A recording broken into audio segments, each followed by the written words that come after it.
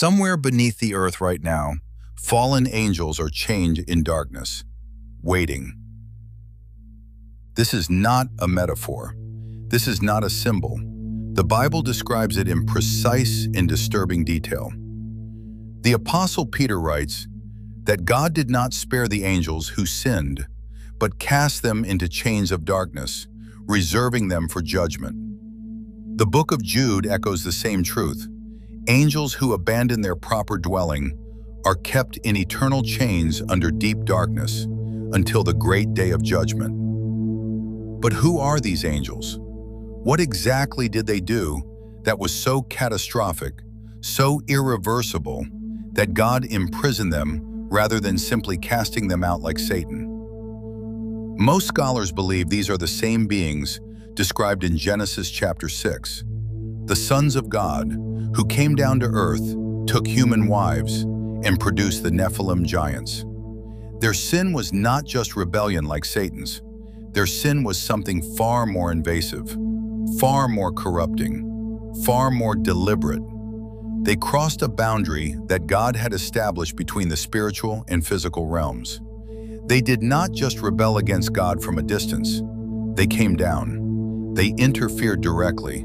They contaminated the human bloodline itself.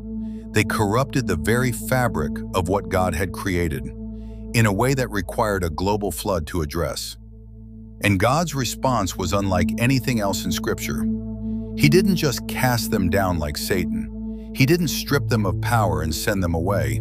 He imprisoned them, chained them in absolute darkness, in a place the Bible calls Tartarus, a word used only once in all of Scripture, describing a prison so deep, so completely removed from all of creation, that even the other fallen angels cannot reach it.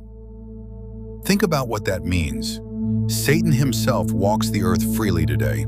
He prowls like a roaring lion, seeking who he may devour. He has access to the heavenly realm even now. He appears before God's throne in the book of Job, conversing with God directly, negotiating over the life of a righteous man.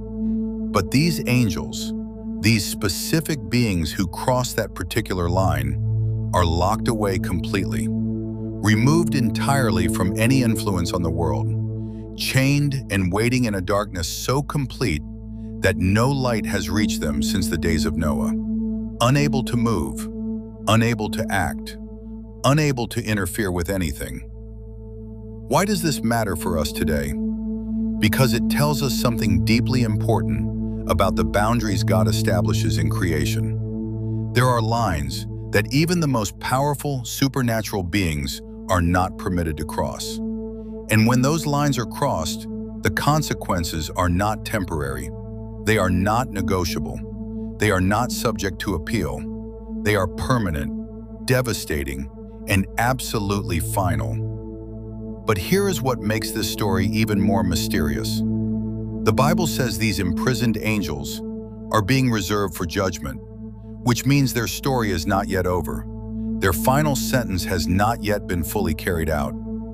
They are waiting, in chains, in darkness, for a day that is still coming. The book of Revelation hints at a coming time when beings are released from the abyss, unleashed upon the earth, as part of God's terrifying final judgment on a world that rejected Him. Whether these are the same imprisoned angels or different beings entirely, scholars have debated for centuries.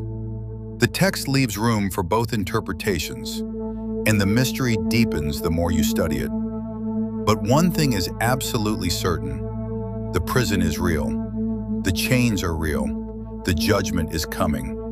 And the God who imprisoned the most powerful supernatural beings in all of creation, without hesitation, without negotiation, without a moment of uncertainty, is the same God who holds every human life in the palm of His hand today.